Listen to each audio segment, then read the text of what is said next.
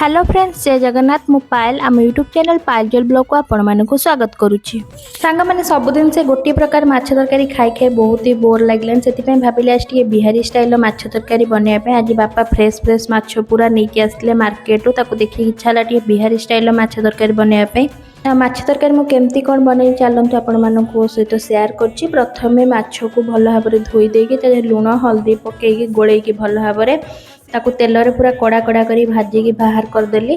तापर से सेम तेल रे मुझे कंचा लंका और किसी कटा पियाज देती भल भाव भाजवा छाड़देली। पियाज टे जल्दी हाँपे मुझे लुण देती।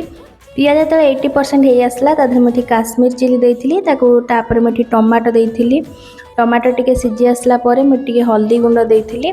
तापर भल भाव टमाटो पियाज पूरा रेडी हो गला मुझे गोटे मसला देती। गोटा गुजराती किसी डालचीनी सुखिला लंका किसी अदा रसुण आ पियाज ता पेस्ट देली। सेटा टिके मसला हो सारापर मुझे पैकेटा मार्केट रू किଣିकी आनी जोटा बिहारी माछ तरकारी दरकार।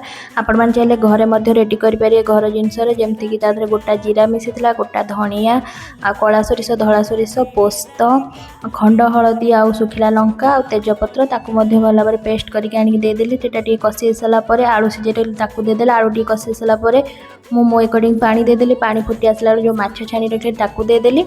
तापर 5 मिनट फुट सारापर मो बिहारी स्टाइल माछ तरकारी रेडी होता। आपण मैंने थे ट्राए करेंगे केमती लगे कमेंट।